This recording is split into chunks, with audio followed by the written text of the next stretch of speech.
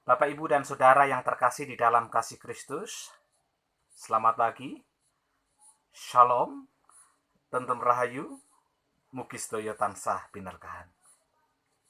Bagaimana kabar Bapak, Ibu, dan Saudara semua? Semoga dalam kondisi yang sehat.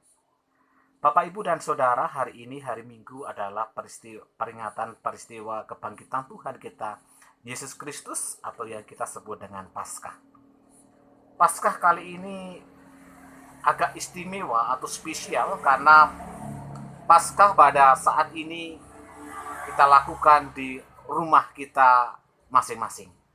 Tetapi meskipun demikian itu tidak mengurangi makna daripada Paskah itu sendiri. Bapak, Ibu, dan Saudara yang terkasih di dalam kasih Kristus, tema Paskah sesuai dengan tema PGI tahun 2020 ini adalah kebangkitan Kristus membawa harapan baru.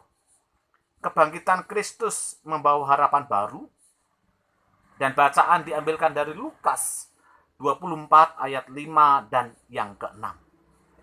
Bapak, Ibu, dan Saudara yang terkasih di dalam kasih Kristus, ibadah Jumat Agung kemarin, dalam khotbah saya sempat menyinggung dan menyampaikan tentang perbedaan antara harapan dan angan-angan atau harapan dan khayalan. Dan kiranya itu semakin memudahkan untuk kita memahami tentang tema Paskah pada saat ini. Bapak, Ibu, dan Saudara yang terkasih di dalam kasih Kristus, mengawali perenungan ini saya mau cerita tentang kesaksian pribadi saya. Bapak, Ibu, dan Saudara, 2-3 bulan yang lalu, pada saat saya datang ke kebun, pada waktu itu saya melihat tanaman sebagian besar dari tanaman alpukat saya itu kena penyakit. Di mana daun dari pohon alpukat itu ada sedikit kayak bentol-bentol tetapi agak lebar, seperti orang Jawa bilang itu tembong. Di mana pada saat itu kalau kita lihat, kita seset sedikit, maka di situ ada ulat-ulat kecilnya. Bapak, Ibu, dan Saudara, pada waktu itu saya sempat merasa semblah, saya sempat merasa sedikit kecewa dan juga khawatir. Kenapa? Karena pada awalnya saya memiliki harapan bahwa 3-5 tahun lagi tanaman alpukat itu bisa menghasilkan buah. Harapan saya demikian, Bapak, Ibu. Tetapi kok saya lihat kok saat itu ada penyakit yang menyerang itu, dan itu membuat saya sempat semblah khawatir tentang harapan itu akhirnya menjadi sirna. Saya berpikir dengan pesimis bahwa tanaman saya ini pasti mati, atau setidaknya kalau hidup itu maka akan kerdil. Tetapi puji Tuhan, Bapak, Ibu, dan Saudara, bahwa beberapa hari yang lalu pada saat saya kembali ke kebun dan melihat tanaman itu, saya sengaja foto dan saya melihat bahwa ternyata mulai muncul tunas baru, Bapak, Ibu. Tunasnya seperti ini, Bapak, Ibu. Saya mau tunjukkan dulu bahwa sebelumnya tembongnya itu kayak gini. Jadi setiap ini sisa yang masih ada, tetapi yang lain itu sudah pada kering dan rontok. Jadi daunnya begini dan ini ada ulatnya. Dan puji Tuhan, ini saya lihat ini ada mulai tunas baru. Mulai tunas baru.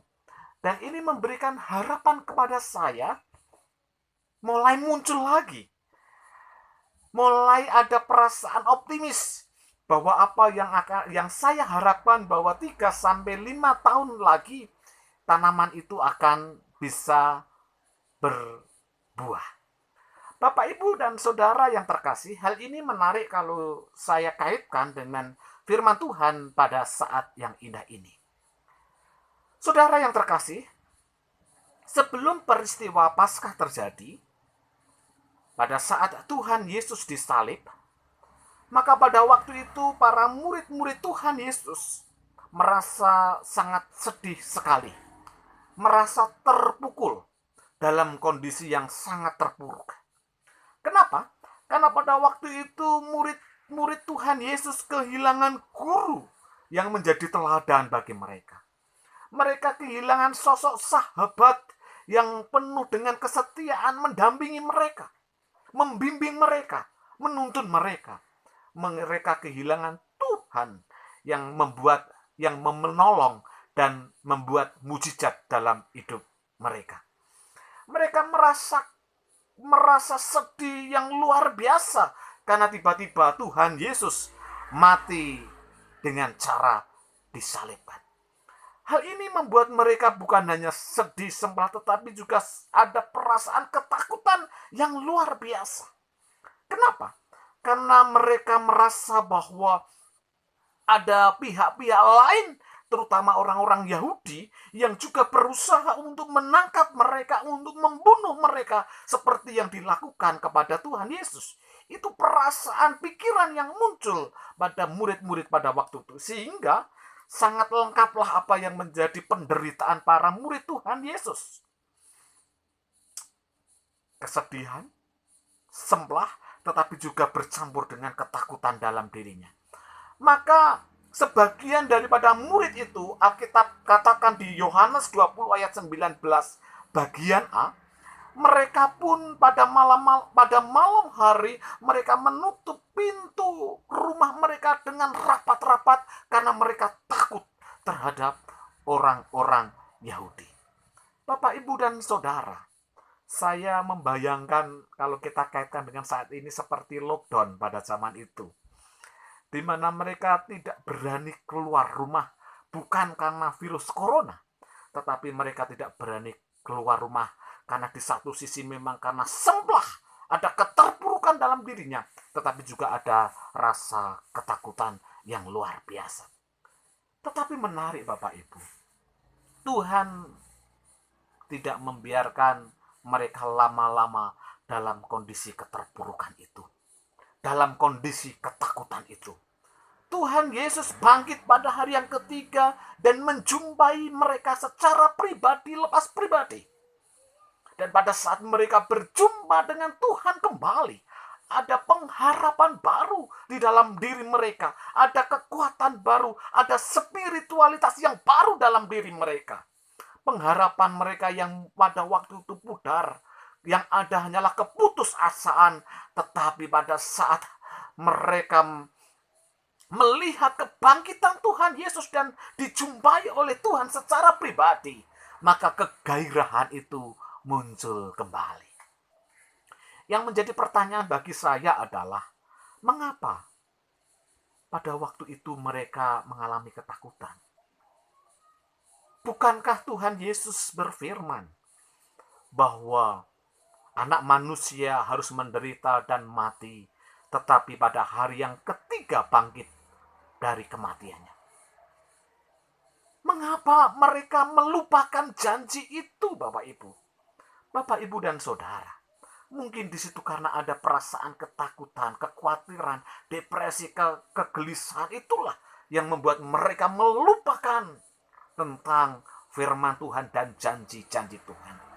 Mungkin hal itu juga terjadi pada diri kita. Kita mungkin sering merasa dan melupakan janji-janji Tuhan itu dalam hidup kita.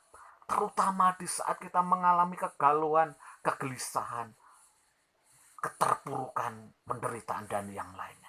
Kita merasa sendirian. Bapak, Ibu, dan Saudara, Tuhan tidak ingin membiarkan engkau lama-lama mengalami itu. Tuhan Yesus bangkit. Dia menunjukkan bahwa dia itu Allah yang penuh dengan cinta kasih kepada umatnya. Tetapi kebangkitan Tuhan Yesus juga akan memberikan keselamatan pada kita. Bukan hanya di dunia ini saja, tetapi juga di surga. Lalu pelajaran apa yang bisa kita alami? Setidaknya ada dua hal yang ingin saya sampaikan. Yang pertama, jikalau saudara saat ini sedang mengalami keterpurukan, jikalau saudara saat ini sedang mengalami tekanan, penderitaan, kegelisahan, ketakutan, dan yang lainnya, mari jangan berlama-lama. Mari kita segera move on. Bangkit atas keterpurukan kita.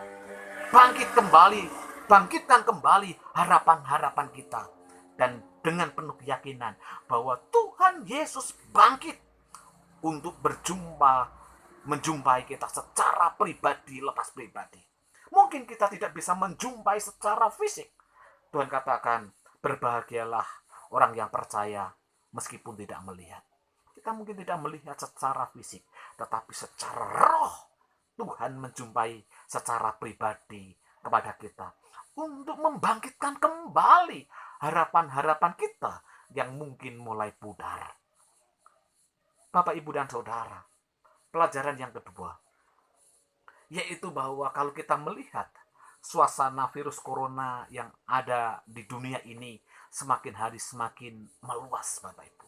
Sempat kita merasa prihatin kalau baca berita di internet. Hari Jumat kemarin pada tanggal 10 April, itu maksud saya hari Jumat kemarin itu tanggal berapa ya, saya lupa. Pada saat peristiwa Jumat Agung itu, data yang ada positif yang kena corona itu adalah sekitar 1.600-an. 1.600-an ribu. Ini data Jumat kemarin pada saat Jumat Agung. Dan data sebelumnya pada Jumat tanggal 3 April atau 1 minggu sebelumnya, itu yang positif corona itu sekitar 1.018.000. Artinya lebih dari 550-an dan hampir 600.000 pertambahan orang yang positif kena corona. Artinya apa? Hampir 100.000 atau kurang mungkin sekitar 90-an ribu per hari pertambahan pertambahan orang yang kena positif corona setiap harinya. Bapak, Ibu, dan Saudara, hal ini sangat memprihatinkan. Dan saya tidak bermaksud menakut-nakuti, tetapi setidaknya ini membuat kita perlu waspada. Ada saatnya kita lockdown. Bukan hanya sekedar stay at home, tetapi mungkin kita memang harus betul-betul serius berada di rumah kita, supaya virus ini segera berlalu. Dan pada saat itu saya teringat tentang firman Tuhan bahwa murid Yesus pada waktu itu sempat mengalami lockdown beberapa hari. Dan disitulah pada saat lockdown, Tuhan Yesus menjumpai mereka secara pribadi, lepas pribadi, memulihkan mereka, memberikan harapan baru bagi mereka. Dan akhirnya mereka terpulihkan. Dan akhirnya mereka ada kegairahan baru. Persoalan beban yang ada di dalam dirinya mulai bisa terselesaikan karena Tuhan yang menolong. Bapak, Ibu, dan Saudara, seperti halnya ketakutan para murid Tuhan Yesus pada saat Tuhan Yesus mati, yang segera berlalu dan pulih karena kebangkitan Tuhan Yesus, maka percayalah, setiap keterpurukan kita, termasuk virus corona yang ada di dalam sekitar kita ini, akan segera berlalu karena peristiwa kebangkitan Tuhan Yesus ini. Tuhan Yesus akan memulihkan kita. Hujan petir yang berupa virus corona ini kiranya melalui peristiwa kebangkitan Kristus ini segera berlalu dan menjadi pelangi yang indah. Selamat Hari Paskah, mugi sedaya tansah binerkahan. Gusti berkahi. Amin.